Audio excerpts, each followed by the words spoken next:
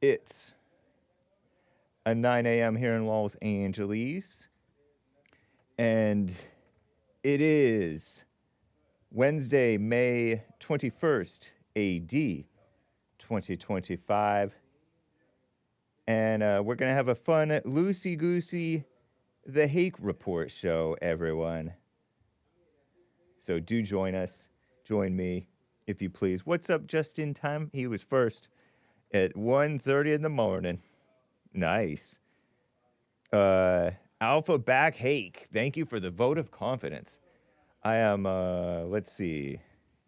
Hake next. Boom. Let me check myself over here. I'm live on multiple platforms. Facebook.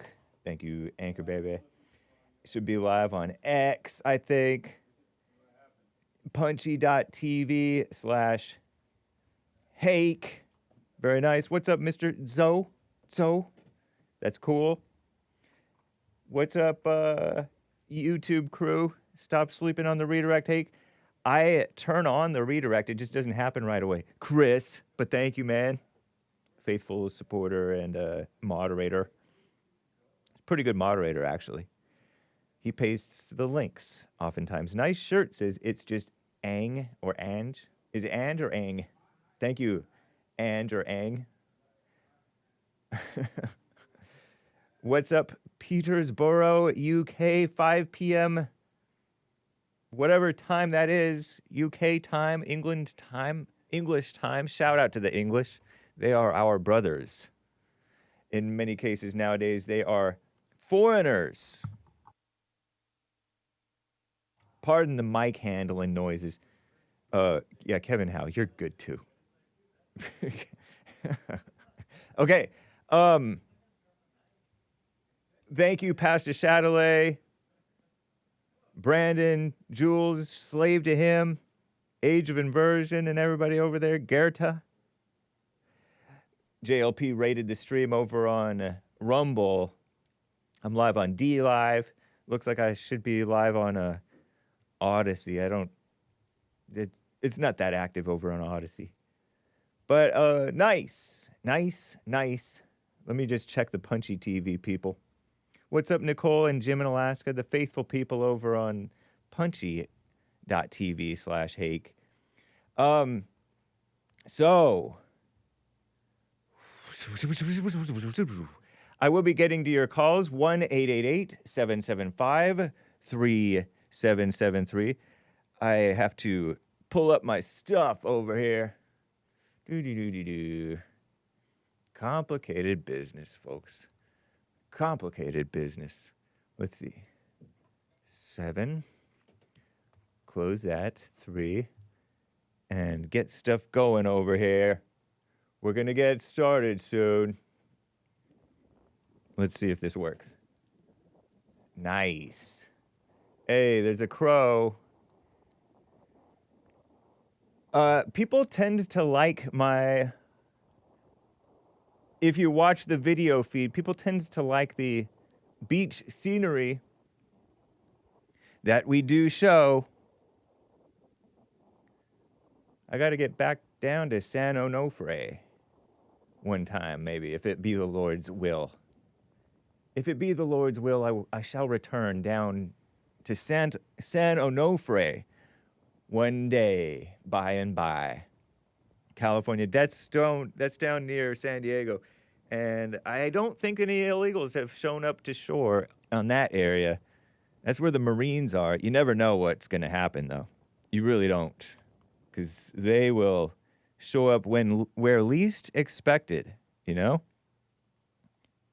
So shout out to the illegals. Do you love the illegals? Do you like them? If I love anybody, I love the illegal aliens. I know some, but you don't even have to know illegals to love them. Trump loves them. That's why he's shipping them back home where they belong, because they are invaders, taking advantage of the land of opportunity. It's time that the Native Americans, that would be you, that would be me, start taking advantage of it. Terrible, huh? So, anyway, guys, I think that I'm set to go. So let's just get right on with the show. 1, 2, 3, 4. Oh, it's the Hake Report. The Hake Report. La la la. Oh, it's the Hake Report. The Hake Report. La la la. Hey guys! Oh, it's the Hake Report. The Hake Report. La la la. Oh, it's the Hake Report. The Hake Report. La la la. So, how you guys doing? I am fine. People said I have a nice shirt on. Thank you. Thank you. At least from far away on camera, it looks nice enough. It's a button-up shirt. I won't tell you the brand or how long I've had it. I have had it a little while. And thank you guys. I do see your coffees coming in. buymeacoffee.com/The Hake Report. That's cool. Always cool. I want to get to a call right off the bat here before I get into some of the news stories going on in the world and stuff that's not really news, okay? I like stuff that's not really news as well. Just stuff that's interesting. Part of the reason why I like Punchy TV. Punchy TV. That's co-hosted by Joel Friday, American Anchor Baby, and Hake. And sometimes JLP.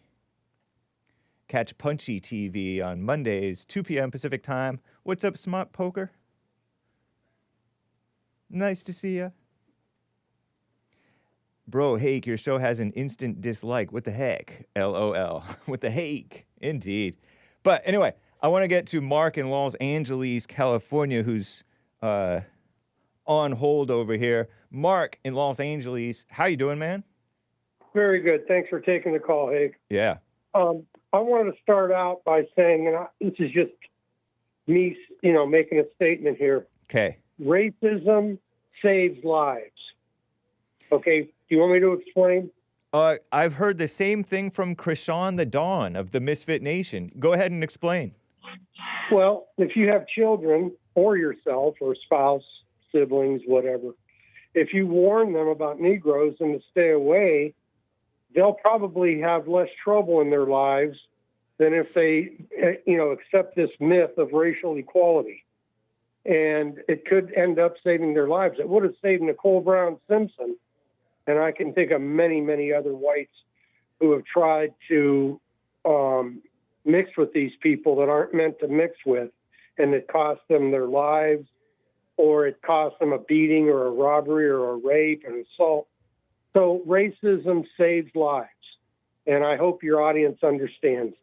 I think that's quite clear, actually. That happens so often that it is a meme in which, these women, white women or other women are getting with black males, and these black males, yeah, they may think that they love these white women at first, but then the white women go mask off or whatever, or look pathetic and hittable, and they get hit. It's terrible, or worse. Well, most of them are so ugly, they weigh about 400 pounds. No white man would want them. Well, I don't know.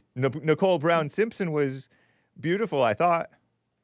Well, that was a payoff there. Payoff to the father to get a job at Hertz Rent-A-Car. They were in it for the money, and it cost them their life. The other thing, too, you mentioned Camp Pendleton and San Onofre. When I was stationed there in the Marines, I'll let it out. They want to dox me, they can. Nice. When I was in the Marines, I was at San Onofre, or San Onofre, as we called it. Nice. And they would find dead illegals on the base. Whoa. Oh, yeah, the illegals would get through. There's a checkpoint on the Interstate 5. If you go south of those nuclear reactors, You know what I'm talking about? Yeah. They're shut down now, but they would get into that area. Well, they would before they would reach the checkpoint, they would go out because Camp Pendleton is a sprawling base. Yeah. They would just go out and probably get lost or whatever, and they would end up dead. And the Marines would find their dead corpses, I should say, throughout the base. And I'm sure it may have ceased under Biden because he was letting them in, but under every other president. Since probably, I was there in the 70s, but probably since the 60s, they've been finding dead bodies on Pendleton from illegal invaders. Wow. I didn't know that. Well, although it's right on the shore, it's desert, and it's pretty, you have to go really far just to find a shop or whatever. It's not just like a regular little walking distance. Exactly. Well, they don't know. Yeah. When they get here, they're just here and they landed, so we're going to get by one way or another. There are do-gooders. Let me interrupt you briefly. There are do-gooders who put out water. Oh, by the way, about the it's allegedly, because allegedly we have to say, of course. Okay, he was civilly found liable. Right. Now, but back to the illegals, there's do-gooders who leave water in the desert. Well, that's aiding and abetting, isn't it? It is, but they do it so that they, so that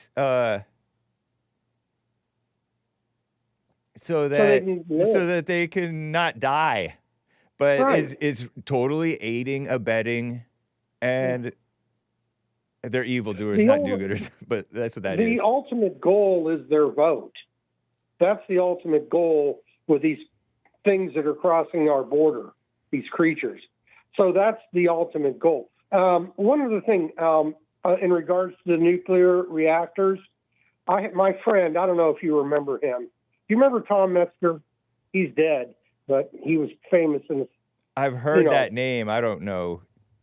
Well, he was a Klan leader in California, and his son, who I've met his whole family. They were decent, respectable people. But the son had a job, John Metzger, at the nuclear reactor facility. And he was good. He was a smart kid. And a black woman who worked there insisted that they terminate him because of his father's politics. And they obliged her. And the man lost his job. Basically, he was persecuted for his political beliefs. Right. And not even his father's. Yeah. So that's just a little story that you might have been. I've heard of that happening in the San Diego area more than once, and even very recently, people getting fired for liking loving, quote unquote, the whites. Exactly. I don't know what happened to San Diego.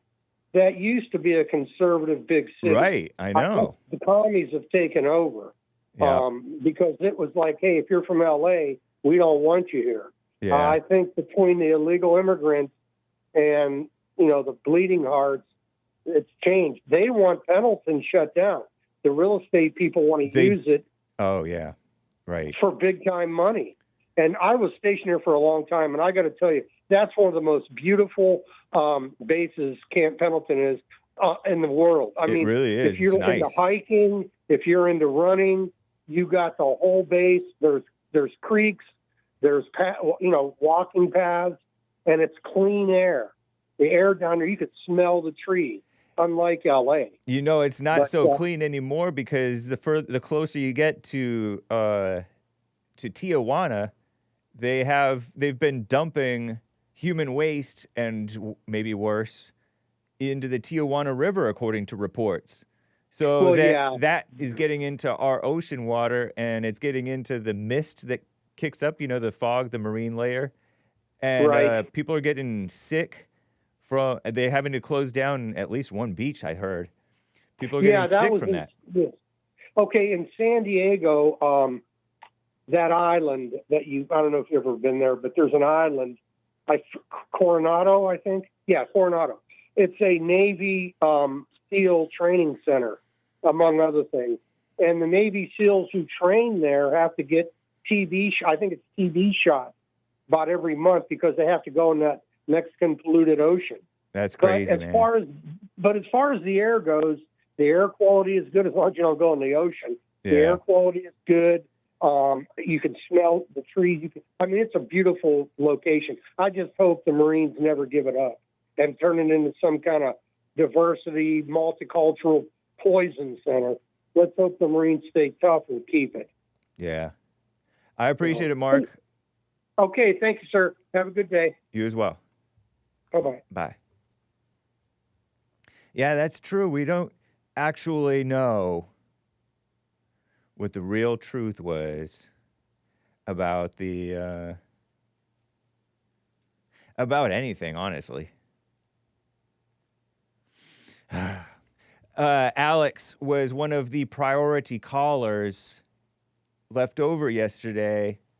Alex in California, thank you for calling, man. How you doing? Good morning, Hake. Good morning. All right. Well, everybody listen up. This is a white man speaking. And don't interrupt. Yeah, don't interrupt a white man when he's speaking. Yeah. Especially two white men. That's in right. 2025. Now, in efforts to bridge the gap between the lack of understanding between blacks and whites, Yes. I have a question for Ronnie. Ronnie from Ohio, who is black. Our We black seem to brother. be kind of zeroing in on Ronnie a lot lately. Yeah. He's called in with some provocative statements. Yeah. I just have a quick one. Much like a couple weeks back, we had a good question and a good turnout of answers of what would happen if the whites left. Yeah. As a white man in 2025, I want to know why I shouldn't interrupt a black man. Right. And I just want to know, why do black people, not all, but most, especially the women, we always hear, everybody quiet, a black man or a black woman speaking. Don't interrupt the black woman. I just want to know where that comes from. Who taught him that? I'm sure it's probably the mom, but where does it come from? What's the root of that? And yeah, what is that all about? I'm sure you've encountered that before, right? Where these guys encountered what exactly? Where they say, as a black woman or as a black man, Yeah. yada yada yada, or don't interrupt the black man, just like Ronnie said. But what's the deal with that? I've heard people treat them that way too, as if they have this sixth sense that none of the rest of us have. I remember some racial story, some story that conjured the race issue, and there was a black guy working with us. I was working a job up in Hollywood and Vine area, and somebody asked him, "What do you think of that as a black man?" And it was like, we don't all have common sense to know for ourselves what to think about it. I mean, it's always fun and interesting sometimes, not always, but oftentimes fun and interesting to hear what people think, including even blacks.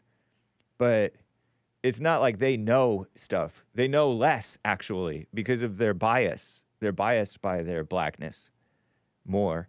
But they think that they're more objective with their blackness, and it's not true. So I think that they've just been treated as though they're special, and so they think they're special. Maybe. Yeah, that might be true. I mean, they're definitely separating themselves from the rest of us. I've never in my life heard any of my Asian, Mexican, or Indian peers say, as an Indian, or never interrupt an Indian when he's speaking, as an Asian man. Right. I've never heard this before from anyone else. I just want to know what makes them think that they're special. This isn't like a joke or a dig. Right. I want to understand, just like the other question I had. So people, if someone can answer me, where does that come from? Who did you learn that from? In Ronnie's case, I took it as a joke. I thought that he might be joking, but I couldn't be sure. Maybe I'll have to ask him. Because Ronnie's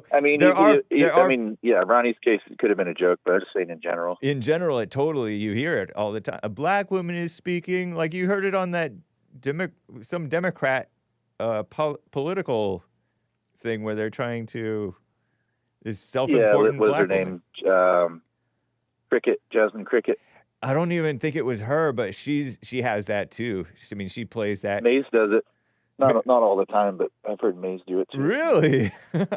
Yeah. Not Maze. That's funny. Well, just sneaking it in there, as Yeah. being a black woman in 2025, stuff like that. I've heard her say stuff like that before. Okay. But yeah, if we can get a black caller or 2 or 3 or 4 to give me a little insight on what's the deal with that. What's the deal with blacks speaking as a black man or as a black woman? Because it's funny, like we had like a little running joke, me and my friend, where the beginning of every sentence started with "as a white man," Right. and like if you keep it going, Yeah. I don't know what that style of joke is. Like it's funny, and then it becomes not funny, Right. then it becomes funny again, Yeah. because you just keep doing it. So yeah, I don't know. Like to me, doing it myself, it sounds ridiculous. So obviously, it sounds ridiculous coming from other Right. people. Yeah. So yeah, that's my question for the day. And the last thing I wanted to finish out with, when you were out, was it the other day, Monday or? Yeah, I think it was Monday. It cracked me up so hard to see Jesse attempt to do like your intro Yeah. and his singing. Nice. Shout out to yeah, JLP I won't. Yeah, he was amazing. and Joel. I won't Fry. waste any more time. You guys have a good day. You as well, Alex. Thank you, man. Bye.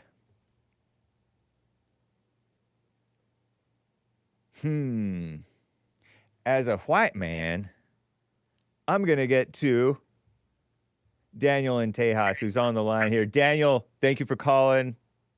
What's up, man? Hey, James. I'm glad you're doing well. Thank you. Me too. I was also sick the same time you were sick, so I feel your pain. Brutal. Terrible. Yeah. Yeah, I caught a stomach bug of some sort. Interesting. Must be going around.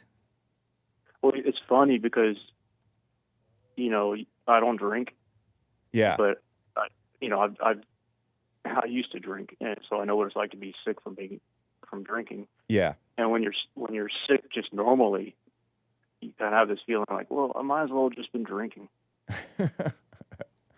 Terrible, huh? Yeah, it's like, well, what's the difference? Yeah. What a mess. So the topic I want to talk about race and religion. Race and religion. Yeah. By the way, Nicole Simpson wasn't a normal white. Oh, really? Yeah. By your definition. She was Irish? No. She looked too pretty to be... You said she was Jewish? Yes. Oh, I didn't know that. Early life. Frankfurt, West Germany. Juditha and Judy Brown, born at Bauer, B-A-U-R, and Louis Hezekiah Lou Brown Jr. Mother was German, father American, blah, blah, blah, blah, blah. Interesting. But German, it could be like Jewish German, obviously. And Yeah. Hezekiah is sort of a Jewish name, right? Isn't that a nice Yeah. Old Testament or so name? I mean, I've heard that before, that she's Jewish. Right. She was a Jew. Juditha is kind of a, I don't know, sort of Jewish name, perhaps. Yeah. Judeo-Christian, anyway. Interesting. So I want to touch on this topic of race and religion. They tend to mix. I noticed that Jewish people, not just Irish and well, Italians don't really mix, I don't think, as much. But Irish and Jewish people mix. Sorry, go ahead. Race and religion. So, the differentiation between white and black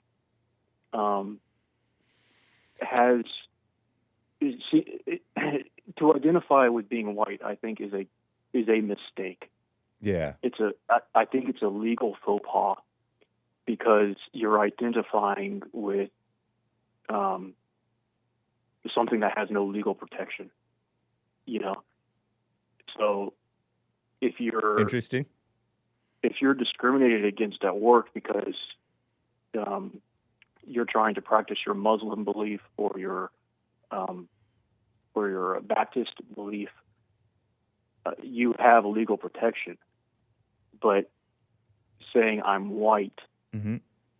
gives you no legal protection. For the most part. Saying Every now and then a say- person can claim them they're being discriminated against because they're white, and sometimes they do win.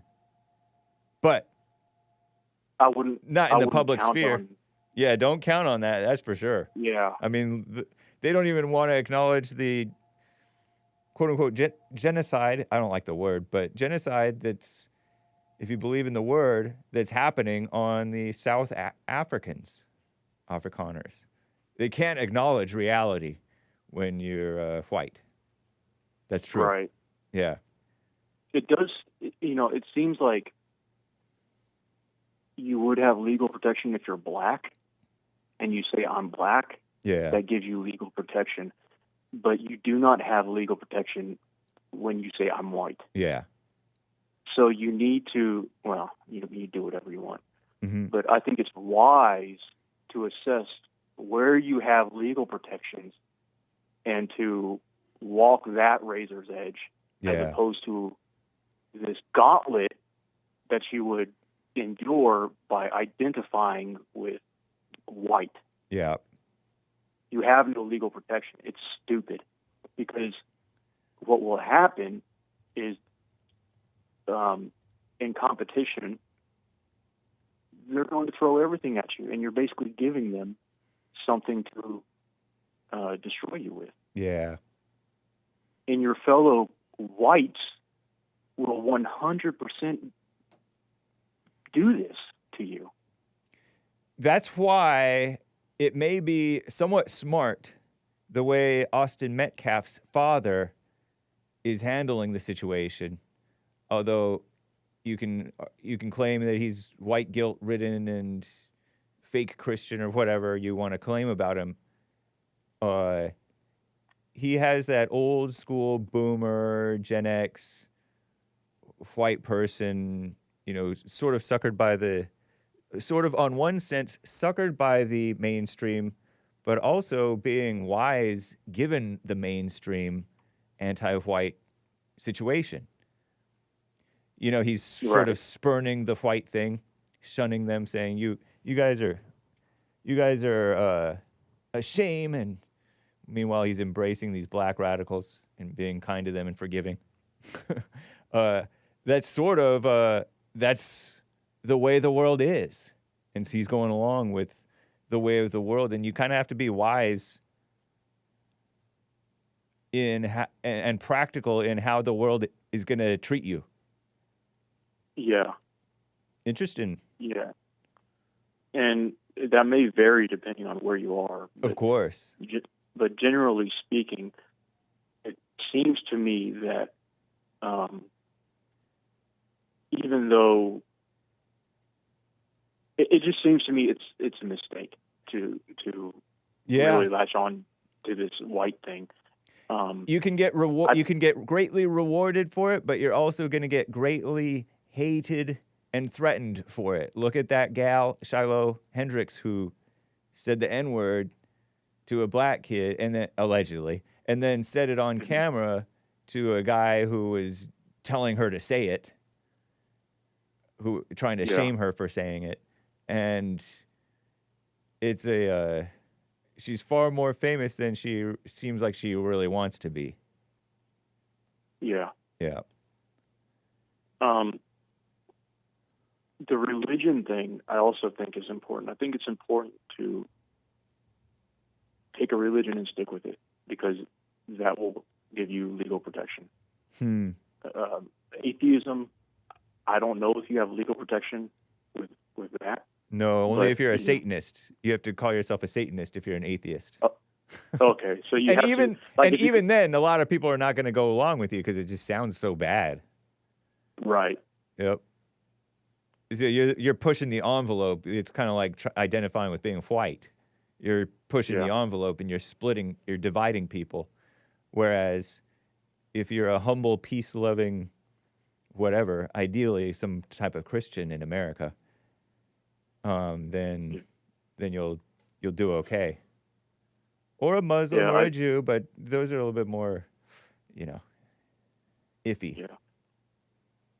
Yeah, I identify with being Catholic, and I identify with being an American, because Nice. as far as anyone outside of America is concerned, That's what you are. That's what I am. I'm Yep. an American. And that's what you And- want your fellow Americans, whatever they are, to see you as, you know? Being a Catholic is a respectable thing overall, and being an American, like, you want your fellow Americans to be like, hey, that's whatever they are, to be like, hey, that's my fellow American right there. That's my American brother. Yeah, but the religion, it's wise to choose a religion for spiritual protection, you know, whether it's Baptist or Catholic, or whatever it is you are, because it offers you legal protection for your spiritual. Oh, enterprise. okay. Yeah. But this whole "I'm white" thing, you know, you're just saying that because I'm white. Mm-hmm. If you lawyer up because they're discriminating against you for being white, they will take your money. They will simply take your money. Yeah. You'll drain all of your funds trying to fight you being discriminated against because of your skin color. Yeah. And it's just unwise. If you have to go to court, you're already losing. You're already lost. Right. You want to avoid Right. court if you can. Yeah, and the way to do that is to do whatever you want, but do not identify with being white. It puts you in a disadvantage. Yeah. I mean, I know that. And you're talking in terms of strictly practical life. Yes, and Yeah. you're just trying to live, make money, you know, earning a living, or building a family, or whatever enterprise you embark upon it. You need to identify with the things that will grant you legal protection, whether you like it or not. I gotcha. So, you know, identifying with, anyway, my point is, and I guess I'm talking to you about this because your network is big on, you know, the white, black, you know, big on uniting the races with truth, right? Yeah. And so that's constantly in the conversation. Oh, I'm white, or oh, I'm black. Which in this manner, where it's separated from people's lives, they call into the show. That's fine, but in your day-to-day life, forget it. Don't go around saying, "Oh, that's because you're black. Oh, that's because you're white." You know, forget it. Yeah. Just forget. Just wipe it out of your diction. Nice. Fair advice. that's- Thank you, man. I appreciate it, Daniel. All right. Sure. All right. Take care. Bye. Bye. There is one line open.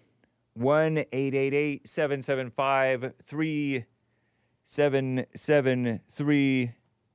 Hang tight, callers. Real quick point that I wanted to touch on. If you mosey over to the HakeReport.com. It's interesting to me, real briefly, that, you know, Israel is trying to take over the area, it looks like, right? I mean, according to, in some people's view, including some Israelis, they want to take over the Gaza Strip, which is there to the sea, right? And so they're dominating, and people are looking at these pictures. I haven't looked at any pictures, but people are looking at the pictures of Gaza kids. There's this 12-year-old girl with a sob story down there. And sob stories work on people. And sob stories are sometimes real sad stories. I have no one left. I feel like I've died. Emotionally, I'm dead, says Jana, J-A-N-A. Maybe it's Yana. Maybe it's Hana. Yana. I don't know. Mohammed Khalil Musle Al-Skaifa, age 12, trying to survive in northern Gaza after years of war between Israel and Hamas. Terrible, huh? A 12-year-old. No one left. Crazy, huh? That sounds so sad. And there's these sad people on the internet calling it a genocide and stuff. I don't like that word. I don't even like it. I don't like it. It's a liberal word. It's an emotional word because nobody cares if it's mass killing. You just shrug your shoulders. But genocide, now everybody's shrugging their shoulders over genocide. They're like, oh, South Africa, you know? And they're clearing the area by hook or by crook. People are not getting aid. There's a whole industry of sending aid to war-torn areas for the civilians. So the UK, what's silly to me is the UK, the evil EU, the evil UK against the English, the evil EU against the Europeans, the people who are in Europe. And shame on that, on the people in the UK and in Europe, because by and large they supposedly vote for these people betrayers who are more concerned with the people of Gaza that they have nothing to do with than their own people. They don't take care of themselves. And they're trying to stop Israel from cleaning up the mess, because Israel's cleaning up the mess, but it's not very clean, and it's creating more mess, maybe. So it's a big mess. The evil UN. So they're getting sanctioned. Israel's getting sanctioned. The UK is not taking care of themselves, and so they're saying, Israel, you can't take care of yourself. Israel wants to do the old school, dominate, destroy the enemy and the enemy's people. All of them. Maybe. I don't know. My impression. It's like old school, tough, heartless, ruthless stuff. And we're supposed to act like we're civilized. Play around like we're civilized. When you play around like you're civilized with war, you prolong the war. Enable the war to go on. The only outsider whom I trust at all with dealing with Israel and getting them to calm down if they need to calm down is Trump. Because he's actually looking out for America, even though all these people are trying to stop him from looking out for America. By people, I mean judges. As Anchor Baby stated, the ACLU and all these people suing on behalf of the illegals, the immigrants. Look, because Trump is looking out for America. So he's not a hypocrite trying to say, oh, Israel, you got to finish the job and wrap up. Wrap it up, Israel. It's looking bad. Terrible. So, I don't know. What a mess. The UK paused trade negotiations with Israel and sanctioned West Bank settlers. That's Israelis who are going into the West Bank, which is supposed to be Palestinian land, and, taking over. They're colonizing. Let them colonize. I'm for colonizing. Make it better, because it's not better right now, right? British Foreign Secretary David Lammy, UK backed Israel's right to defend itself, which is a phrase, much said kind of meaningless phrase, right to defend itself, after Hamas attacks October 7th, 2023, entering a dark new phase. You're dark. Look at what you've brought. You brought darkness, not you personally, this guy, I don't know him, but the so-called leadership of the UK has brought darkness into the UK, and same with the European Union, same with the UN is just enemy of the West, even though they are supposedly the West. It's a mess. Called it catastrophic. Terrible. So, look, Trump is even trying to build a golden dome akin to the Iron Dome of Israel. How you guys doing? By the way, real quick, how you guys doing with the severe weather? Tornadoes ripping through, large hail, ripping through you guys' homes and businesses and stuff.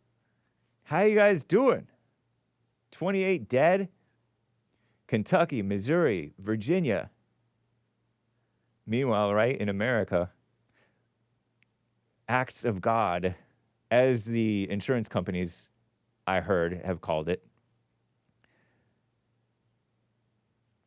Crazy. Strong winds, heavy rains. Flooding possible in Ohio Valley, wherever that is, in the mid-Atlantic, wherever that is. Crazy. Maryland, PA. A lot of you guys are over there. So let me know how you guys are doing. If you have access, communist buzzword, to a cell phone. Nice. Ronnie in Ohio is on the line over here. Ronnie, thank you for calling, man, and holding. What's up? My brother Hake, how you doing today? Doing fine, thank you. Good deal. I appreciate you taking my call. Yeah. I wanted to, I guess it's a couple of topics really going on with people mentioning my name. Yeah. But I wanted to specifically address Alex's question that he posed this afternoon. And what was repeat his question for me. He said, what's the deal with, I guess he's wanting to know what the deal is with people saying don't interrupt the black man while he's talking. And he also mentioned black women, but I can't speak for them, and I don't speak for all black men. I only speak for myself. Yeah. If you hear me saying it, like when I said it to Mark the other day, it's because people like Mark, people like Alex, they had these misconceptions about black people, and it creates a lack of respect for black people. So they'll automatically respect somebody that's white, and they'll be less prone to interrupting their white counterparts. But whenever they want to, if they hear a black man like me speaking to them, they think that they have a free pass to interrupt when they shouldn't be interrupting. You think that's what that is? I know that's what it is. And you lump, what's his name in that? You lump Alex in that too? Not in the interrupting part. I haven't had a conversation with him. Yeah. But it's happened a few times with Mark where he's just, he feels entitled. It's that white entitlement to where he feels like if he has even if he doesn't have the floor, he can still jump in and interrupt. If you go back and replay the call that we had, right, you'll notice that I didn't interrupt him. I let him get all his points out there. Yeah. He mentioned 3 points, and then before I could even fully address one of them, he was interrupting me. You were interrupting me, and that's just how the world is. And I've gotten used to it, but it's also showing me that I need to remind people sometimes that, hey, yeah, I'm a black man, but that doesn't mean that it's okay to interrupt me. But I don't see it that way. I think you're assigning stuff that's not necessarily there. Do you think if you were white and saying the same things that you were saying, that he wouldn't interrupt you? It's possible that he could have interrupted me. The interruptions that he had was mostly caused by his anger. He jumped on he started off the call yelling and screaming. He was clearly angry when we were speaking, right? If you want to call it that. Yep. So I don't think that he interrupted me 100% based on the fact that he's white and I'm black. That's not what I was alluding to. Right. What I was saying is rather than come into the conversation with that respect already being foundational, it just doesn't exist. So there was nothing that was going to keep him from interrupting me if he disagreed. But yeah, exactly. The point is he disagrees and he thinks that you're bringing up something that's not relevant, and so he wants to jump in and address something right away that he sees as a lie. And so he has that, and like you said, he's angry. He was heated in that moment especially.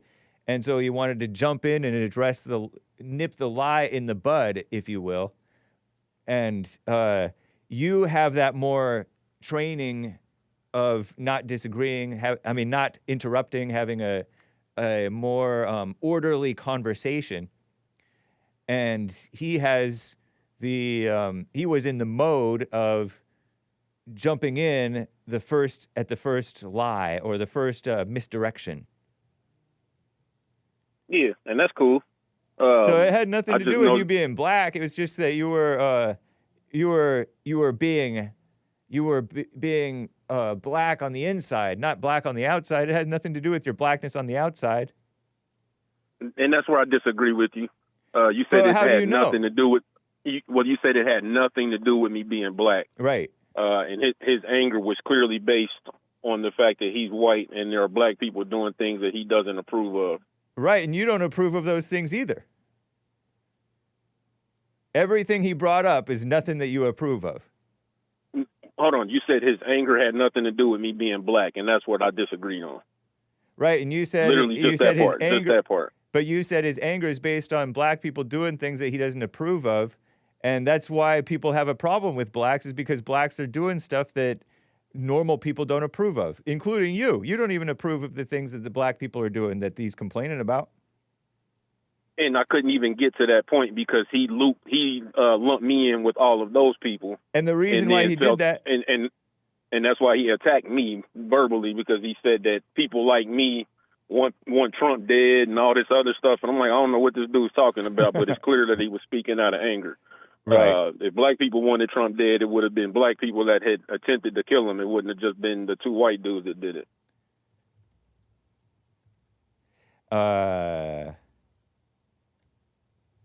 And how come you don't give that much coverage? What? How come I don't? The fact that the fact that Trump's would-be assassins were both white men. I know if they were illegal immigrants, we wouldn't hear the end of it. If they were black, we wouldn't hear the end of it. But because we had two white dudes, one middle-aged and one was a relatively young man. Yeah, 21 or it something. was just like it's a non-story. We hear things like they tried to kill Trump, and it's like, well, I saw two white men that tried to position themselves to kill Trump. Not an illegal immigrant, not Carmelo Anthony, not O.J. Simpson. It wasn't a white woman. It wasn't a black woman. Never. It wasn't a black man. It was literally two white dudes that tried to kill Trump, and nobody ever really talks about it. Why is that, in your opinion? Because whites tend to deal with their white wrongness. Nobody tends to, the mainstream wants to let the illegals run wild in America, and the mainstream wants to let the blacks run wild in America. Whereas whites tend to be self-policing and they deal with their criminals. We don't like our criminals. We deal with them. We rat them out. We blah, blah, blah, blah, blah. But there is a how did y'all deal with the would-be assassins? I know the one guy, the young man, I know he got killed, but I think the other guy that showed up at the golf course, I don't know how's he been dealt with. I haven't seen any updates. I whooped him.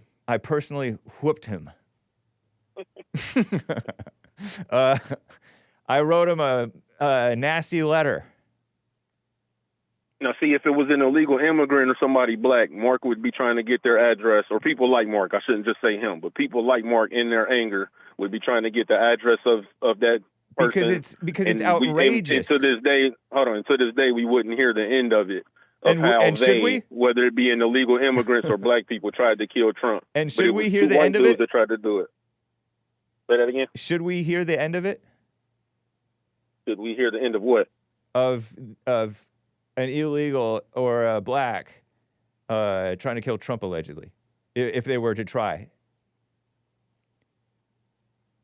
For those in the Hake /Mark/Alex camp, and that's the characteristic based on Trump supporters. Mm-hmm. I don't think we should hear the end of it from those people, whether or not the would-be assassin is an illegal immigrant, a black person, or a white person.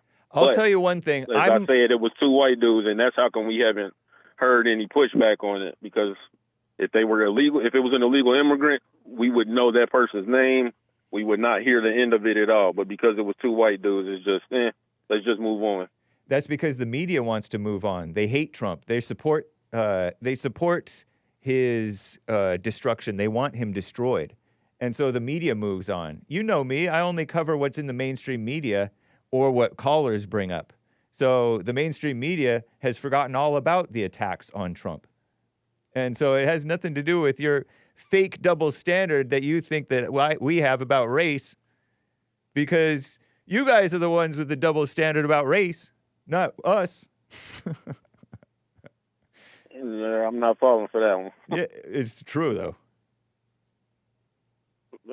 You might find some. Look at the mainstream. The mainstream has a total double standard regarding race.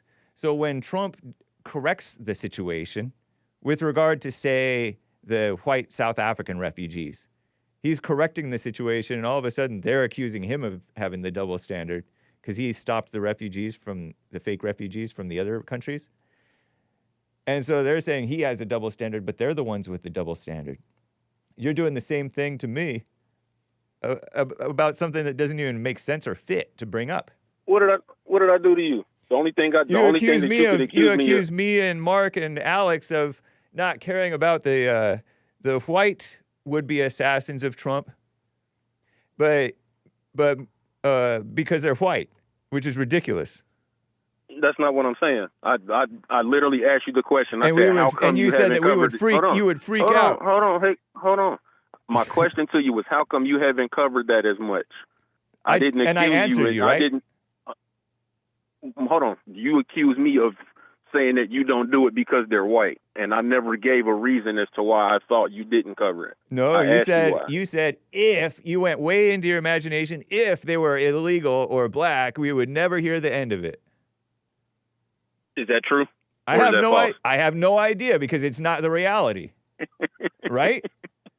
Come on, now you're being disingenuous. You're being disingenuous because you're living in your imagination. No, I would say anybody that's living in their imagination is somebody like Alex to come up with those hypotheticals that he does. You came up with this hypothetical, right? I might have maybe dabbled into my imagination to come up with a what if. So you did but dabble. You know in your heart of hearts.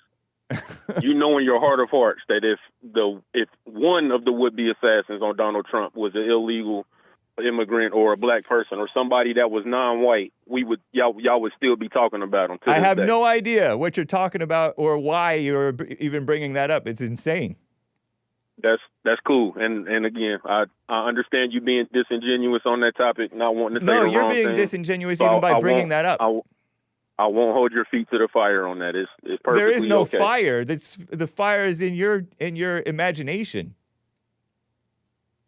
And you're justifying you going way into your imagination. I asked a question, it turned into you being in denial about it, and that's okay. Denial about something that's in your imagination. It's not mine. I don't know what would happen. I can't even imagine it. You know and I know that the assassins for President Trump were anything other than non-white men, we would still be hearing about them today. Unfortunately, you have no idea if that's true. I do know that that's true. No, you you don't. I would be willing to bet it. I would be willing to bet everything. Do you know all about these black mass shooters and illegal mass shooters? Black mass shooters, illegal mass shooters. Yeah. I know that 98% of black people have never shot anybody. See, you're not answering the question. This is why Mark gets frustrated with you. If you don't know about them and I don't know about them, then we wouldn't be speaking about Trump either. I can't speak on those black mass shooters because I don't know them. I don't hang with people I don't know them either. Commit mass murder. I don't know about them either. That's a different situation than if it's the same situation.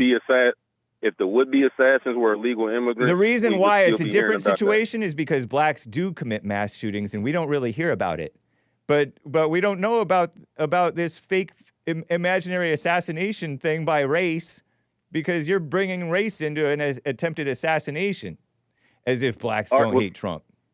Well, let me put it this way, and then I'll make room for the other callers. When non-white men commit certain crimes on white women, we hear about it all the time. Mark brought one of those guys up earlier today on the call. But for every Nicole Simpson, the one white woman that might have been murdered by the one black man, there are the numbers on how many white women are murdered by white men is way higher. But not per capita. Per capita. No, it's white not. Women have. If a white woman is going to be murdered by a man, chances are it's a white man. No, I know, but we're talking about the perpetrators per capita. Right. There are more white men that kill white women than there are black men that kill white women. Not per capita. I don't know what data you're looking at, but I would venture to say it's incorrect if you see that there are more white women being killed by black men than there are the other way. A white woman getting with a black man versus a white woman getting with a white man. Are her chances better with the black man, or are her chances better with the white man of not getting hit? Not getting hit? What do you mean by that? We're talking physical abuse, domestic violence? Yeah. I guarantee you there are way more domestic violence cases regarding a white man beating No, a white you- woman than there are a black man beating a white woman. I guarantee you that. No. And the other You're thing not I can answering my guarantee you. question. Hold on. The other You're thing not I can answering my guarantee you. question. I did answer your No, question. you didn't. I said a white Ask it woman. again. I said a white woman getting with a black man. Are her chances said, are her better with chances- versus getting with a white man? Are her chances She had better? Are her chances better at not getting hit, getting with a black man, or getting with a white man? With a black man. No, they're not. That's not Easily. true. Easily. Nuh-uh, not Easily. true. Yes, I can, and it works on both ends of the spectrum. No, There you are don't know gonna what be- you're talking about. I didn't finish what I was saying. Yeah, So go there ahead. are more white women that get beat by white men than Right. there are white women that get beat by black men. Right. And there are more black men who get in trouble with the law when they're innocent and they've been accused of abusing a white woman than there are white dudes that Right. have been locked up. I wouldn't be surprised been if that's falsely true. accused. Yeah, because blacks do commit far more crime, and so they also get falsely accused more. And Far they more lie. crime. 86% of black men are not criminals. I know, so but chances you're are just- if you see a black All if you you're see a doing black man, is if you see a black man, changing chances the are he's subject. not a criminal and he's not a murderer. So to try to paint that picture in the opposite manner is the kinda sad that you do that. reality is if a white woman gets with a black man versus getting with a white man, raw numbers, I mean, just the raw chances, statistical chances, she's more likely to get hit by the black guy. Yeah, I don't know where you're getting that data from. Yeah, well, I don't know where you're getting the fake notion that she's far more safer with the black man. That's crazy. I literally just laid it out and you agree with it. No, I agreed with you about the irrelevant statistics that you cited, but those statistics say nothing about the safety with a black man versus with a white man. What a mess. Amazing. Yeah. Very interesting, man. Yep. So hopefully you guys can realize that not all, but most black men are law-abiding citizens, upstanding individuals, and productive members of society. We all know Stop that. stop trying to paint black men in a different light. But you're falling hold into on. the You can't blackness. you can't say that we all know that, and then Mark says things like racism saves lives and that black people are naturally criminal, and then you don't correct them. But it's I don't have to correct him on that. He's whatever. Racism. You don't. You're right. Racism I'm not does saying save that you lives. have to. Jesse says racism doesn't exist, so Right, how can it but save lives? But if it Or if it, are we saying that nothing saves lives? if it does exist, it saves lives. You're going to hurt your shoulder twisting yourself in the pretzel like that. But no, because let's say the old school way. There's a caller whose wife, I think, came from South Africa, or maybe he came from South Africa, I forget. And he talked about the parents of his wife or himself who were South African, old school, kind of racist. And the reason they're that way is because they know the blacks. The reason cops are more racist per capita, quote unquote, is because they've dealt with these people. And when you know how these people are all too often, then you know to protect yourself. You know not to be a foolish person and a naive person, because naive people get themselves into trouble. When you say know how those people are, what do you mean by that? Criminal, untrustworthy, never know which ones are good or not. You talking about white people? Blacks. I'm talking about the blacks. Even blacks know I not thought to it trust sounded one like- another. It sounded like you were talking about white people when you said that. That's because you're racist. I'm not racist. You said it's hard to know which ones are good and which ones aren't. Right. That only applies to black people. No, but it applies with Who black else does people. it apply to? Everybody. Who else does it apply to? Everybody. But per capita, then it's a why- bigger risk with the blacks, and you know that. Don't play So- dumb. Hold on. So why would you single out the race where 98% of them don't commit murder and 86% of them don't have a criminal record? Because those numbers are not high enough. Oh, okay. Right? Cool. And I think Oh, if you shoot. were honest, I think you are sometimes honest, you have honest moments, you would agree that that's not high enough. Don't you agree that's not high enough? I wish it were zero across the board. Right. Unfortunately, every year in America, we have white people that commit crimes and white people that commit murder. We have black people that commit crimes and black people that commit murder. Illegal immigrants that commit crimes and the ones that commit murder. So I think the number should be zero.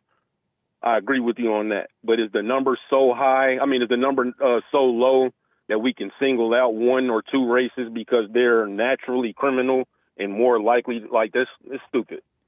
Yeah, I don't agree with the naturally criminal thing necessarily. I have speculated in the past when I was learning about the just disproportionate black violent crime and all that stuff and just how aggressive you guys are sometimes, that, oh, maybe black people are just naturally more warlike.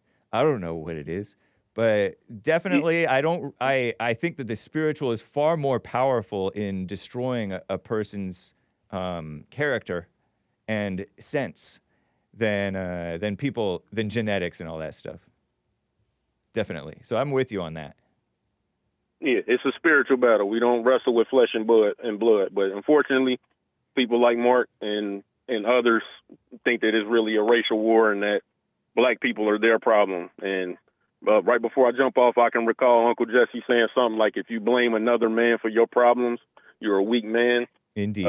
So to Mark, to Alex, to anybody that thinks black people are their problem, they should just look in the mirror. I don't know why you're bashing Alex. I'm not. I'm just responding to him and Mark because they like to mention my name. He was trying to understand why blacks think that they speak in terms of as a black man this and as a black man that and stuff like that. You were being facetious. Yeah, you weren't being facetious. I was mistaken. No. You were being serious. That you literally think that what's his name interrupts you because you're black. He doesn't respect you. And due in large part. It's not the only reason, but it's a big reason. But you're projecting that notion onto him. You can call it what you want. Yeah, because, it's definitely projecting. You're way in your head, but that's cool. I appreciate it. I appreciate being allowed to be in my head. Hey, thanks for the permission. Yeah. I got to wrap up. Heck yeah, sounds good. Have a good rest of your week, man. Take care. Thank you, Ronnie. Take care as well. Ronnie in Ohio.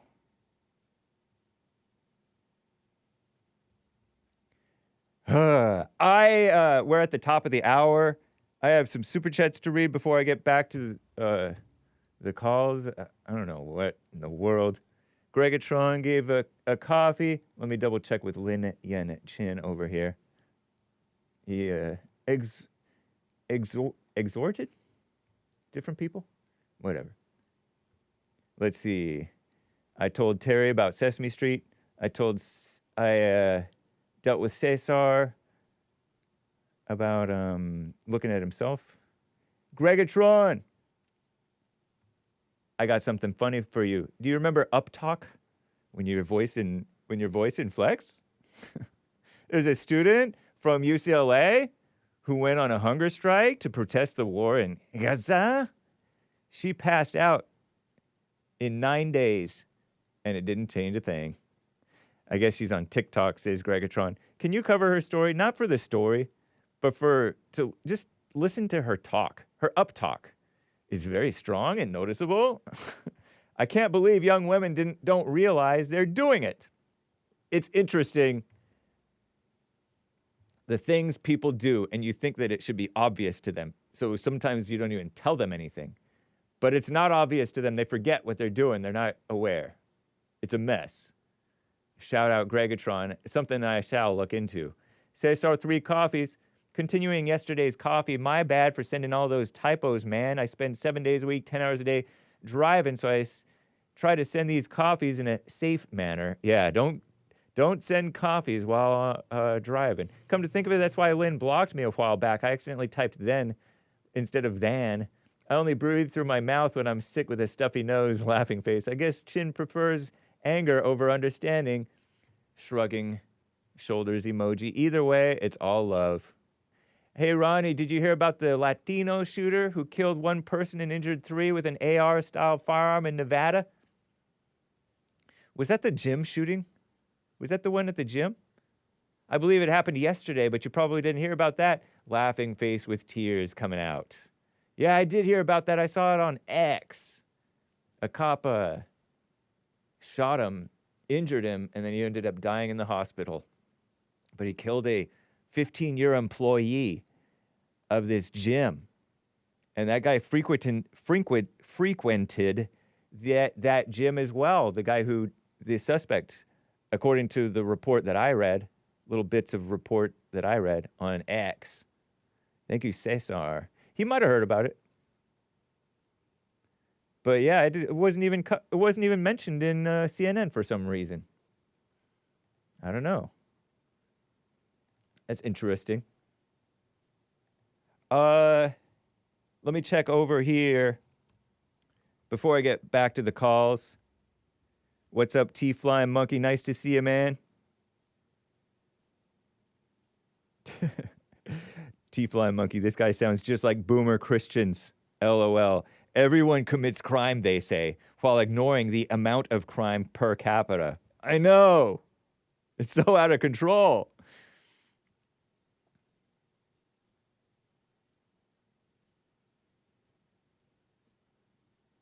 I've lived at least 30 years in an all-white or majority-white areas. Never had a crime committed against me. Met 3 black people. 2 of them stole from me. Oh, man. Different cultures. El Alacran. El Alacran. I think that means the scorpion, if I'm not mistaken, right? We mentioned that. Gave a lemon. Thank you, sir. It's ma'am. No, it wouldn't be ma'am because it's L. Let me just double check over here. Check everywhere. I'm live on BitChute, Punchy TV, Facebook, Pilled, over on pilled.net, Tyrannosaurus wrecked. Some boomer sent me on a raid to another channel, shrugging shoulders emoji, pilled.net/The Hake Report.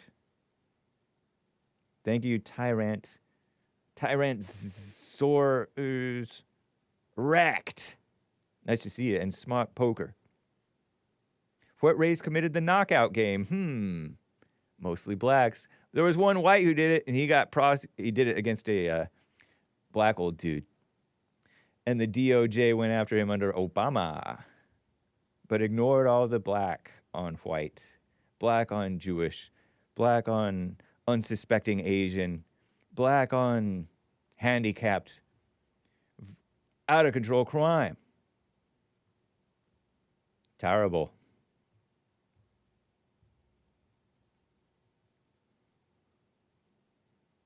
It's like blacks are so used to what blacks are like that they think everybody else is like that too, and it's not. It's crazy. Shout out.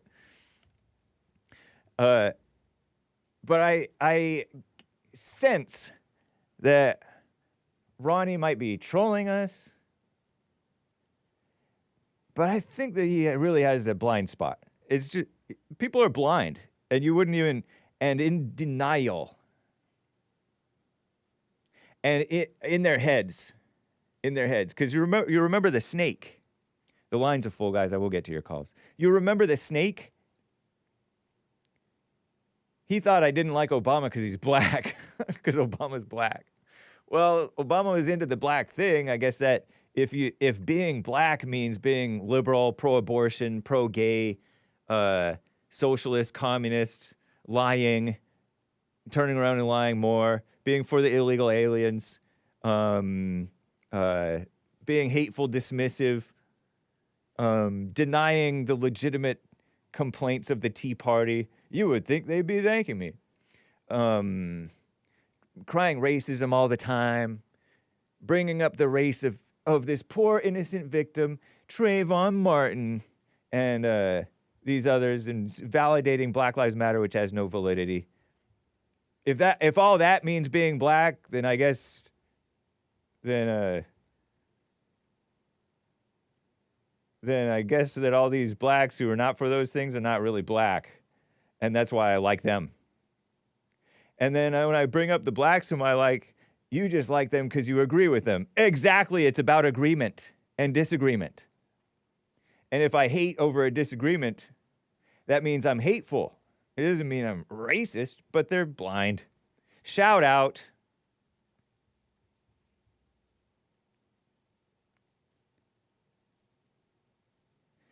Okay, let's see.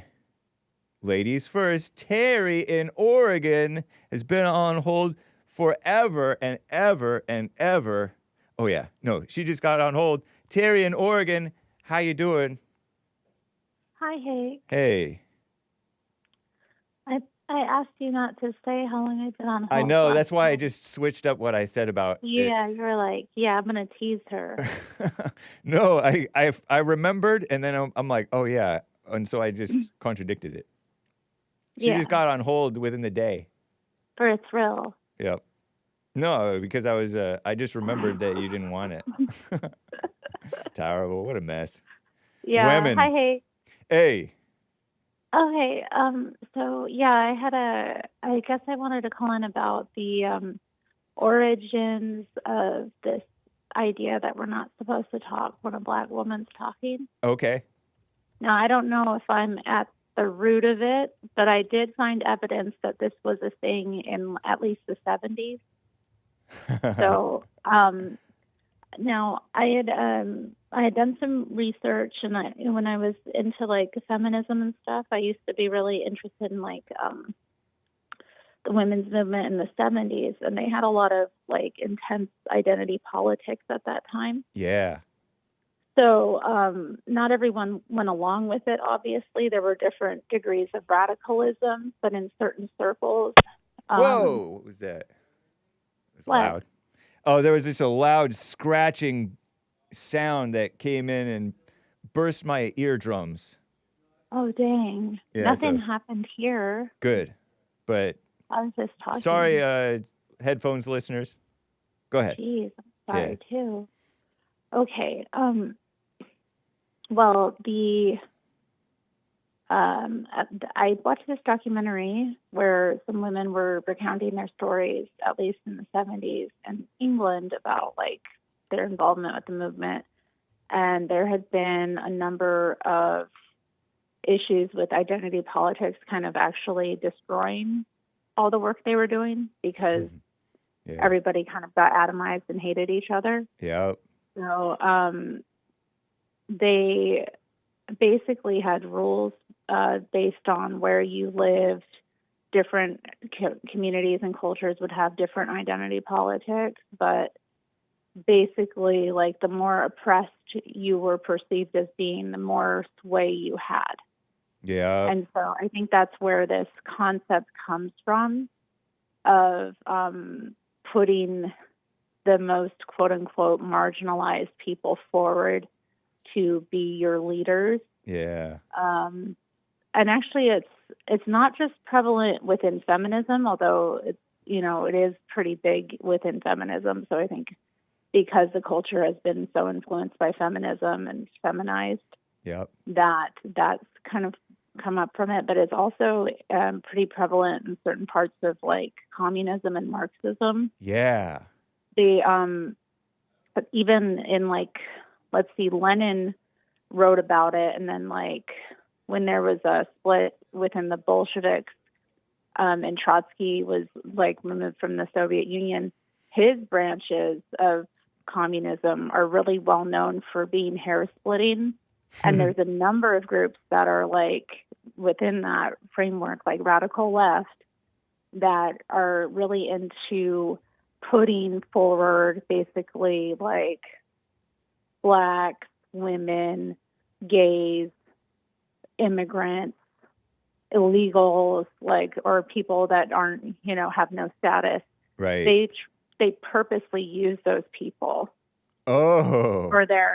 for like they want to put them in positions of leadership in their group and like platform them and give them like the loudest voice. It's just, I think what it is specifically is that part of it's like maybe liberal white guilt for some people, but I also think it's a strategy to bring about the most destruction, because Lenin wrote about women in the Bolshevik Revolution being the most radical, and they were the first like workers to go on strike, and kind of they were behind a lot of the general strikes. And actually, in a lot of revolutions, it kind of starts with women workers. Like they'll go on strike, Wow. and then everybody starts joining them. So like if they can get the women ticked off, and you know, let's see where do like think about like where Black women are employed a lot of the time. Like if they can get Black women, you know, acting up, acting out, you know, then they can really do a lot of destruction, because they do a lot of like essential work. Let's say like think of the number of Black women employed in, let's see, like I don't know, healthcare, for example, nursing. Just imagine if like all of them stopped working. Yeah. Because they were so ticked, or like any number of it. Like if you can kind of get the people at the bottom unstable and out of their natural role. I don't want to say natural, but like, you know, society is tiered. But if you can get kind of the workers at the bottom unstable, you can tip over the whole pyramid. So it's like a strategy. Yeah. So I think it's like it's really just prevalent on certain parts of the left, and I think the strategy is how to do the most destruction. Very interesting. By puffing people up, yeah. And it has that mindset and projection of, oh, the whites aren't respecting us because we're this, or the men aren't respecting us because they were this. It's crept into, that's the devil talking in people's ears. It has, like, you don't even need that. You sound ridiculous when you say it too. I literally thought Ronnie from Ohio was joking, but he wasn't joking. He was, that was crazy. It's interesting. Very interesting, Terry. I knew it was communism. When you started to talk, I'm like, oh yeah, communism. It reminds me of, okay, so it's they're puppets on, there are so many good, satanic, but good reasons for doing that, because you put puppets in, say down in the South, if you want to call Abraham Lincoln a Marxist revolutionary. No, I don't. Well, some people do. They in the Reconstruction, they started putting carpetbaggers and then blacks who were illiterate as political leaders in the South, and they effectively were puppets, or they were just kind of angry wild cards, and everybody had to either handle them with kid gloves or overreact to them. Because when somebody overreacts to somebody who's ridiculous, the person overreacting is vulnerable to being knocked down. And so we conservatives, if you will, or whatever, we suckers, overreact to these ridiculous people, and they just get more power. Or, you know, the communists get more power. And exploiting the angry, you know, the workers. Speaking of marginalized, put the workers in charge of these companies. Workers own the means of construction or whatever, right? Production, yeah. But yeah. That's the same type of idea. These poor, oppressed workers, they're the base of society. They should get the say-so. But they don't have the sense to say so. But it's a mess. It's all about they sometimes know some stuff, you know. Yeah, and to a certain degree, I can see how people feel like it's seductive to people, because they often feel like within certain systems, like people that get to the top in like a corporate setting aren't always like the best workers. Yeah, or they get out of Um, touch. They don't know the ins and outs of what's yeah, going or on. they never even, really did the job, so they don't really know what they're advising people about or Yeah. instructing people to do. And so you And start that to can judge be your bosses and these upper people. right. Oh, sorry, I interrupted. Oh, I interrupted a Irish woman talking. Go ahead. Yeah. No. Well, I don't know. Yeah, I mean, I totally the relate Irish to are it. used too. I mean, Irish anger has been exploited throughout, Yeah. different times and the Irish have, their revolution of their own. That was heavily influenced by socialist ideas. So, And isn't this communist? Do you agree with me that when I say communist a lot of the time, it's Mhm. really just the evil human nature?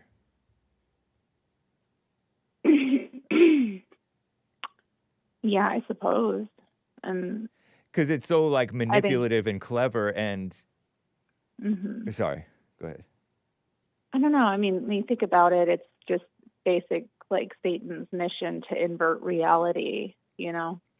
invert God's normal order, let's take God's normal order and invert it entirely.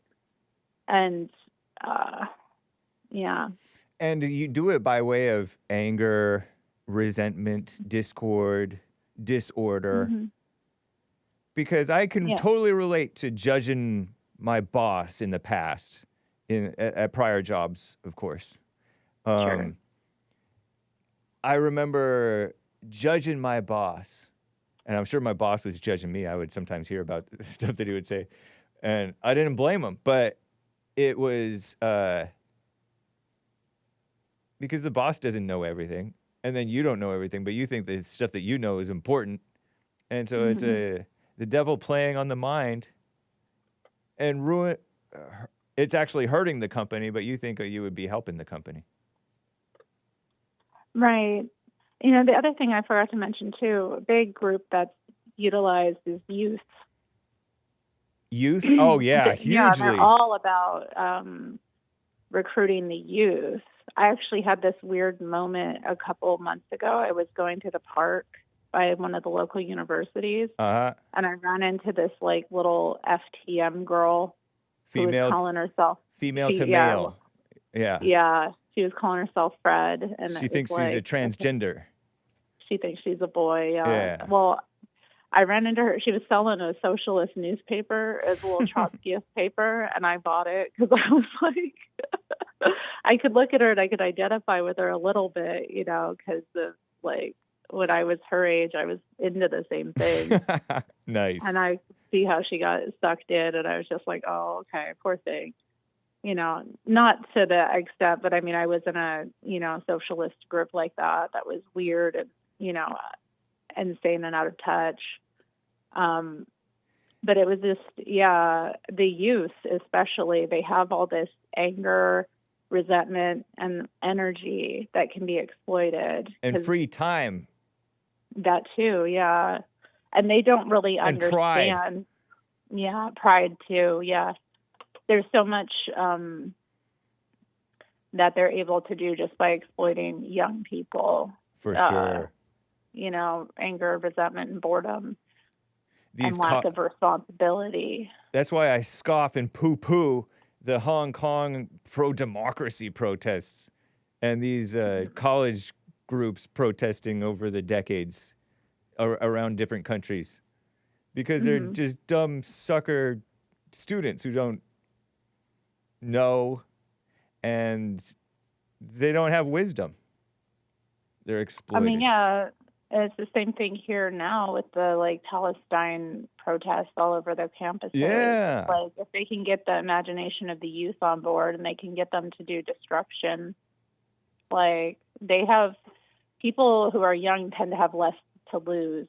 Yeah. Than people who are older and established. Right. A young person who doesn't have a family and is in debt and is looking at the future bleakly is going to be a lot more likely to engage in criminal activity and to blame others and be destructive. So yeah, it's all part of this putting like Black women up on a pedestal is just part of that kind of mindset of like puffing people up. Yeah. Remember the March for Our Lives, so-called kids, the high schoolers? Oh, the adults won't pass gun safety laws, so we have to have kids to shame them to do it. Oh yeah, they love exploiting kids, and it's the same. Yeah, they exploit kids with the environmentalism too. Yeah, scaring the kids, the children. They have climate anxiety, and they're blaming the conservatives for it when the liberals are the ones scaring the kids. What a mess. Yeah.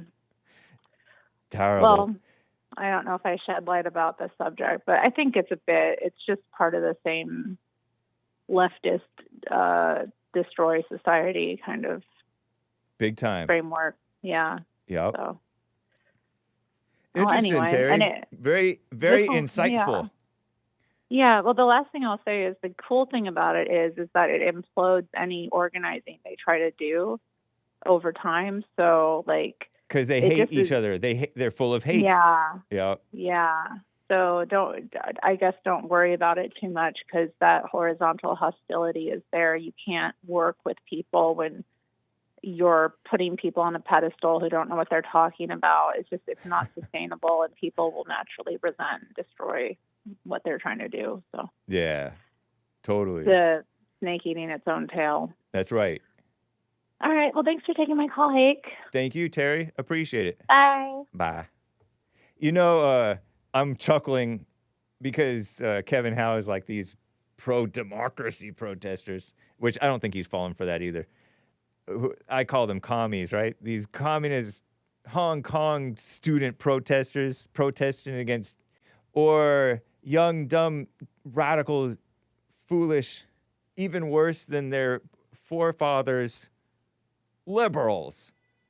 Would you rather have evil Bill Clinton or evil AOC off the deep end?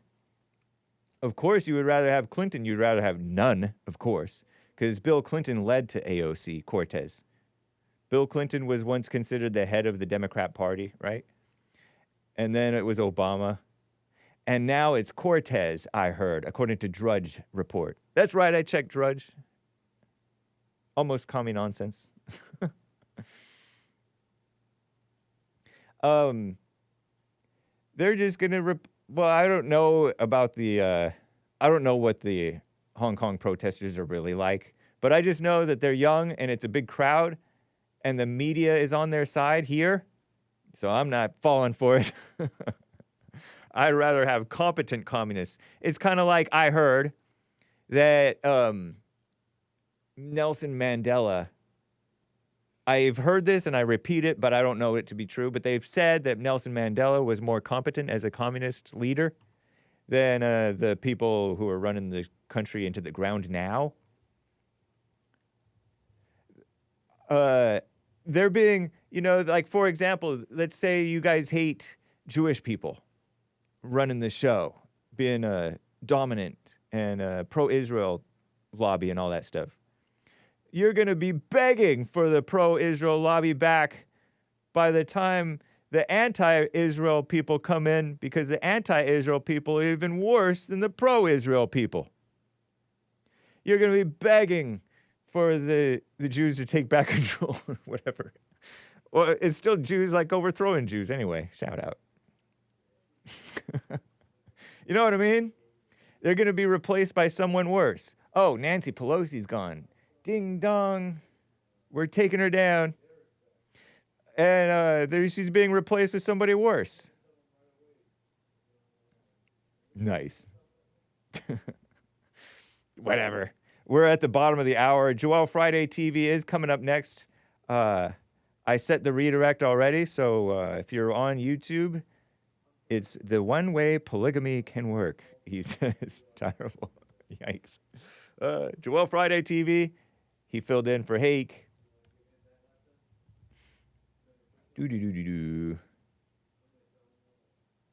What's better, brain cancer or pancreatic cancer? Hake logic, indeed. Oh, what's up? My stream disconnected, reconnected. I don't know what's going on. Thank you, Matt1776, gifted the cookie. Happy humpback, Hake. Thank you, man. Appreciate that. It's Wednesday. Okay, so the Joel Friday TV thing is coming up. It's set to go.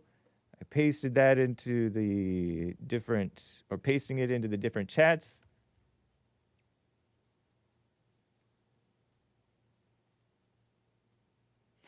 Forget both sides, says T-Flying Monkey. Mandela wasn't competent. He had an army of Jewish people backing him. Yeah, so the Jewish people were competent running the show. And I heard they had a lot of money. And also, I think it was like still the whites had the country high on the hog, and then it's just been a increasing decline. So, yeah, I don't know. I could totally be wrong about that. About the notion that there are some of these, I think some of these communists got to be more competent than others. Doesn't that one guy like, what's his name? One of the guys who's like the worst, Stalin. Isn't that one guy a fan of Stalin? I got to keep it moving. The lines are almost full. Manuel bought 5 coffees, though, over on buymeacoffee.com/The Hake Report. Now I know where Ronnie's getting this 2% number. He's using how many blacks are currently incarcerated per year, 2% of the black population. Really? No, he's using, I don't know. Is that what it is? He's using the annual murder numbers and dividing that into or from or whatever you're supposed to say. I don't know my prepositions anymore. The black population, if I'm not mistaken. He's done it repeatedly.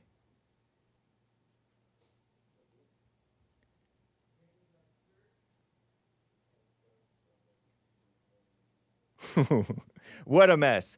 I got to get to Alan in Michigan, who's on hold over here. Alan, thank you for calling and holding, man. Let's see how quickly I can go plow through you guys. Well, I know you're on your last half hour, so I'm not going to take up too much time. Yeah, really, it's my last 20 minutes. Go ahead. Oh, yeah, right, exactly. And I just wanted to make a shout out to Mark. I see in him a kindred spirit. Yeah. One of his, what was it, last week? He did something that proved to me he's a real mensch. He admitted and apologized to you for something he had done wrong. Now, how many politicians or these so-called rulers over us will admit a mistake? You know what? He is a gentleman. That's true. Mm-hmm. You know, he and Ronnie are both, although you may have valid criticisms of their character and their tactics and things like that and all that, and their spirits, they I'm laughing at Hake doesn't know his prepositions. Does he know his pronouns? Ask Lin Yan Chin. But yeah, they're both yeah, and yeah, Mark, let me not lump him in with Ronnie. Mark is a gentleman. Mm-hmm.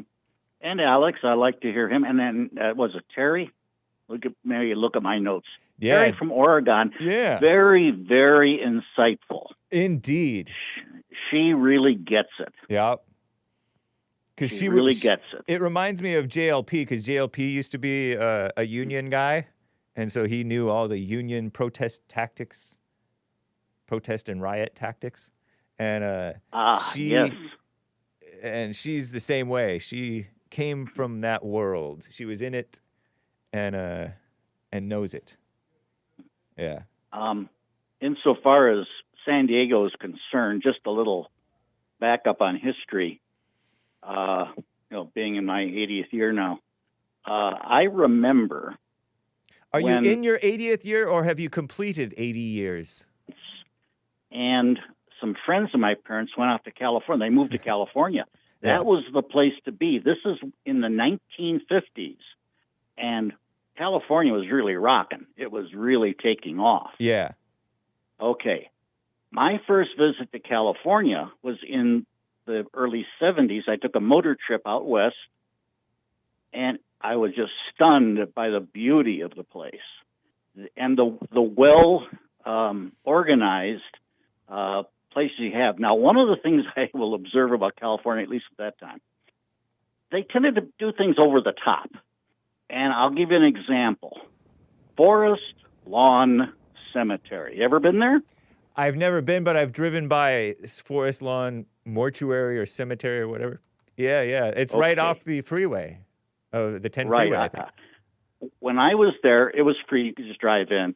And do yourself a favor. Take an afternoon and just go in to the one in the main one. There are two others. There's one in Covina Hills, I think, in Hollywood. Covina Hills. The Hollywood one, and the one in I think it was Hollywood. It's all patriotic stuff. They have a reproduction of Independence Hall and letters from Lincoln and stuff. It's very patriotic.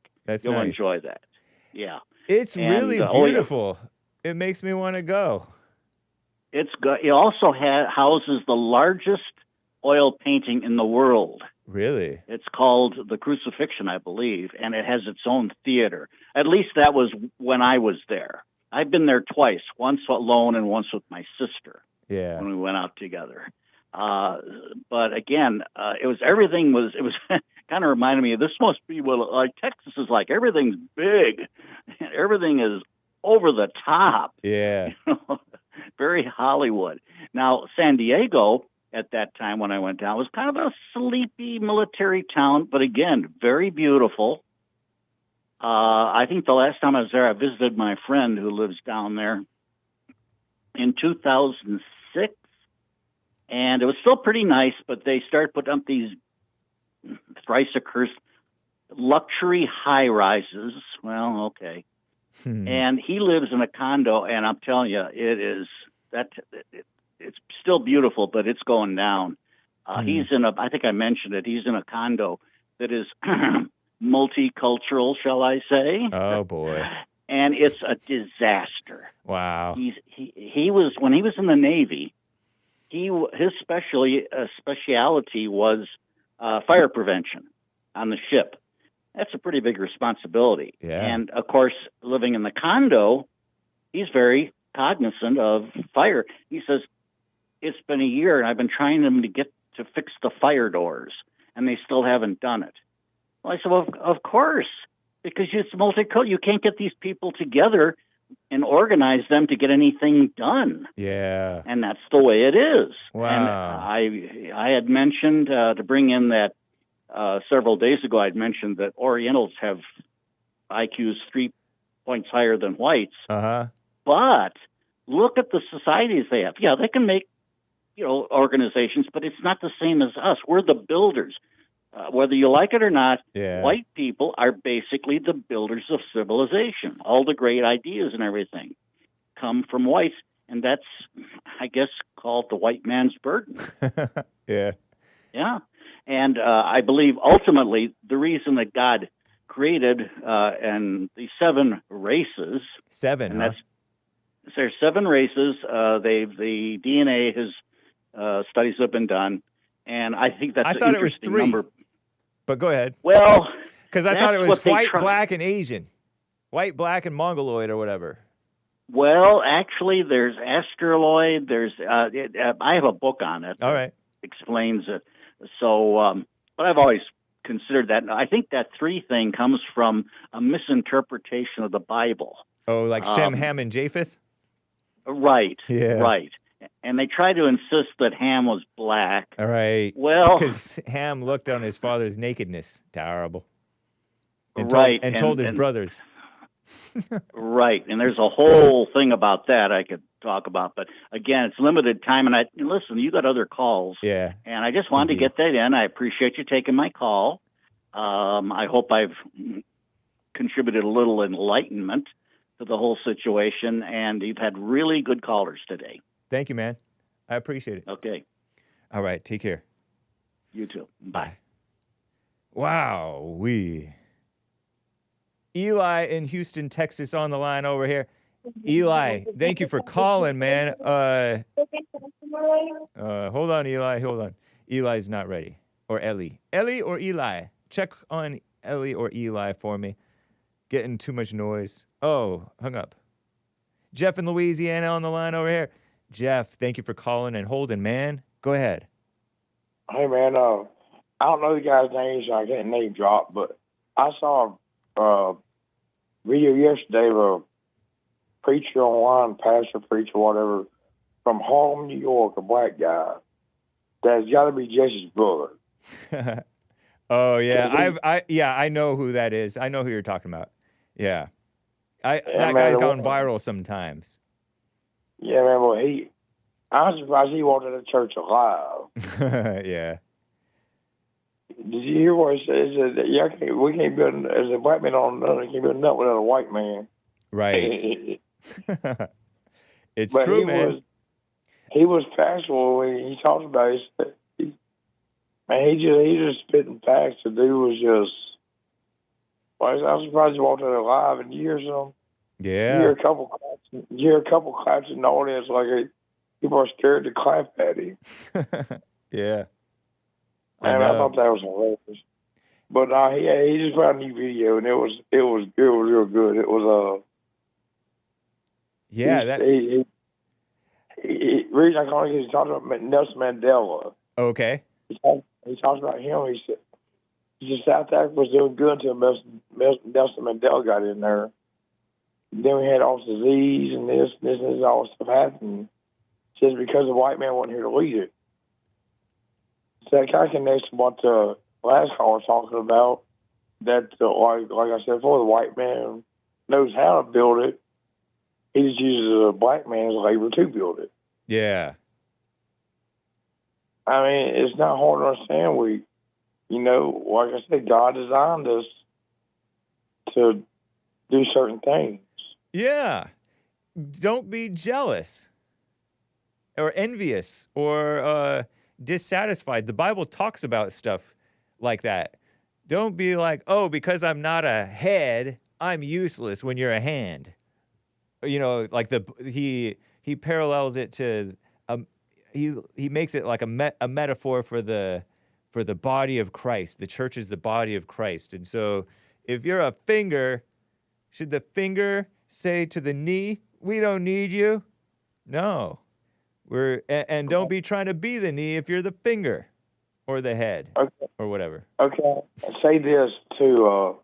It was a joke comedian done, but it really does kind of tie to what we're saying here. It makes sense. He says, the black people as slaves could run away and you never catch us. And if you do, we will beat the shit out of you because we're... Whoa. You can't say that. I'm sorry to use this word, but because we're faster, we can run away. You never catch us. Uh-huh.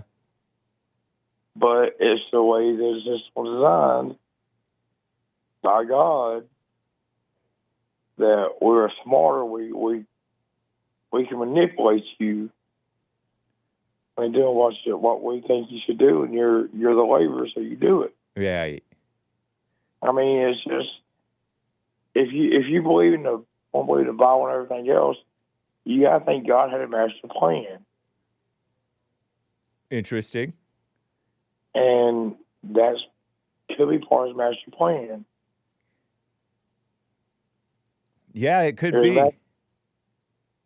I'm not saying it is, but if his master plan for actually everything, why is the strongest country in the world, pretty much the youngest country, and it's 250 years old?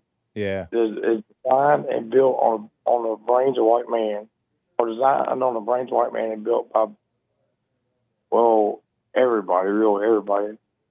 The whites won't take credit for everything. You said we all ever built it, but I mean, there's been everybody's built it, but we're the youngest country in the world, and are one of the youngest.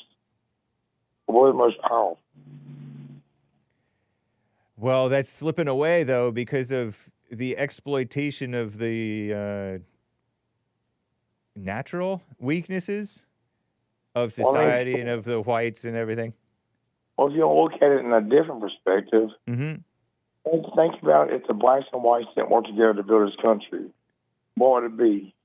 England. Yeah, it would be England. They don't even have the restaurants we have. That's true. They have nothing compared to us. Yeah. I mean, think about it. If our races didn't work together, we wouldn't have what we have. True. But because of this crap like Shiloh Hendricks and Carmelo Anthony, they're trying to divide us. Yeah. And there's no point in trying to divide us because dividing us is going to destroy this country. That's true. But if we work together, we're going to stay strong, and we're going. I mean, look, man, we can go take over any country right now. If we pulled all our military out of all these little countries where Ukraine always cover fight little wars in, we can destroy anybody in the world. Yeah. It's because we're a multicultural system that works together. Yeah, but you need law and order with that. And Well, that's why there's some hope for a resurgence of American power with Trump, because he's a let's make a deal guy. Okay, man, I know you got to get off here, but did you see what Trump said yesterday about Ukraine? No, I didn't. It's not my problem. That's true. Right on. It's good to hear from you, Jeff. Me too, man. Have a good one. All right. Bye. Hayden in Texas has been on hold forever. Hayden, I have to cut you short, but let's hear it. Hey, how's it going, Hake? It's going well. How are you, man? Doing good. So I just heard you and Ronnie's call earlier. Why? I just want to know this out of curiosity. Why do you so Mark said that he thinks that Ronnie's a good guy, and then you said that you thought that he was joking about his whole stance on all these issues and stuff. Why do y'all see that side of him, that he's joking and that he's a good person despite the evil stuff he just said on your show? I was wrong that he was joking, actually, because I thought he was joking when he said you're ignoring that you shouldn't be interrupting a black man talking. I thought he was joking, but he wasn't joking. So I thought him better than he was on that front. Terrible. Because I had heard. I don't want to take. I know you got to go. Yeah, in a minute. I heard that Mark said he was a good guy. I didn't want to say anything about that, right? Because I wanted him to call in and say all this evil stuff that he just did a few minutes ago. So that y'all can see it for yourselves. I mean, the way he spoke, he has no mercy or remorse towards the white race. That's the way we got to be with these non-whites. That's why we're losing our country, Sake, is because they go full force on the no mercy thing on the white. Right. And for some reason we want to give compliments and stuff to them. That's so white. Isn't that so white? To be all white guilt. Yes, it's not just white guilt. It's being white. Being white is giving the benefit of the doubt, even when it isn't. Sometimes when it isn't, because whites build high trust societies. They can trust each other, and then we think we can trust other people, and then now we can't even trust whites. We can't trust anybody. He slapped Mark right in the face afterwards. You have to be on edge with these demons. I say it all the time around the people. That's so funny. That I'm close with. I can't even dispute you. I think that you're right, and that's why I like Trump in a sense. Although Trump does give the benefit of the doubt a lot, and he's like overly gracious maybe, but he's righteously gracious. But let's say what he's doing sometimes. what he's doing is like, you got to get strong and tough, and you can't be you can't be soft. I know. Point taken, man. Point taken. Because if you notice, he didn't say one good thing about Mark your entire call today. I didn't notice that. I wasn't thinking in terms of that, but that's funny. Well, yeah. I'll call you back tomorrow. I wanted to get to another topic, but that sounds good. You gotta end up. But thank you for taking my call, Hake. I appreciate it. Great call. Take care. Hey, thank you. Bye. Bye. And beautiful Maze, my favorite caller from the sundown town of Dayton, Ohio. How you doing? Hello, James. Hey. We see what Eaton's problem is. He only thinks everything's supposed to be about CWPs. Caucasian white people? You talking about Hayden? Yes, Hayden. He stuck up with everything's supposed to be his way. If it's not my way, it's not supposed to be done. Have you ever sit around the table with a bunch of black people? Yeah. Anybody besides Jesse? Right. No, I have. Yeah, I went to one party one time. Actually, I went to a black Hebrew Israelite barbecue dinner. Well, that's nice of you. But you take Eden or whatever his name is. Hayden. He thinks that the world is falling down because nobody want to hear them crying about their problem that they have. It's not the black people's fault. And it's just like you say, your crimes are hidden. Once you look at his crime, him, Mark, and the other 80-year-old, look at the crime that they've committed, put it in and stop hiding them, then he'll see that he got something in common with the criminals. All criminals have something in common with each other. People that don't commit crimes, they don't have nothing in common with them. Yeah, we do. What do you have in common with them? I have a lot in common with criminals. Unless you've been to jail with the criminals or you did what criminals have done. Well, not necessarily that. What is that you had in common with them? I share fellow evil human nature with the criminals, and also, and they're sometimes right about stuff. Criminals are people too. I'm not saying Sharon. I didn't say that. I say all criminals, black, white, or whatever. Right, Asian, black Native. criminals. I relate. You don't relate to the Caucasian criminal. You don't relate to them because you say you had it. So you hiding with the criminal that they do, but you want to make it seem like the black man is the worst criminal on the planet. I don't hide their crimes. No. I hide my own crimes. They hide their crimes, and you hide your crimes. It's called being decent. Oh, no, that's not decent. If you committed a crime, no matter who it is, it should be shown every day on the media. Like Terry was talking. Beautiful, Terry. She was saying when a black woman is speaking, you're supposed to be quiet. I don't understand that. I never heard that before. Oh, okay, cool. Well, and good then for you find the liberal and the conservative, they work together because when you're liberal and you don't like what's being said, you jump over there with the conservative and be just like them. But I'm saying, what have y'all built? You keep on saying you built this country. Built it with whose labor? I didn't build anything. Thank you. And then with the one saying that we built this country. But you want to take all of the history books out of the classroom so nobody want to know who did what. But these storms that's coming that we see every day. The real storms? They get worse and worse. The nature? What? The nature I don't see storms? no mega hats. Oh. I don't see no liberal hats. I don't see no hats at all. When God is doing his work, he's satisfied. Wow. It's for people. Because he created everybody, and they all should have a chance to do the same thing. Isn't that nice? But if they don't, and you got one group in there thinking that crying, saying what they should stand out and do, they need to get this stuff together because that storm might come through and hit you and skip another person that you hate. I gotta run, Maze. So you have a good one, James. And I want them two 80-year-olds to have a conversation. They grew up in what they did. Take care. You too. Bye. And the rest of the callers, Rick in Hampton, VA. I gotta go. The world is upside down and we're living like clowns, waiting for the end to come. I could have done it better yesterday. Nice. Bye, guys. I'm living in sin, I'm looking within. Hell is in the place I'm in. God is always on your side. If you let go of your ego and your pride. The moment is here and all will be clear. Be present and be guided by the light. Silence brings clarity. Revelation is what you'll see. The truth is in you, you'll know what to do. Stand up and love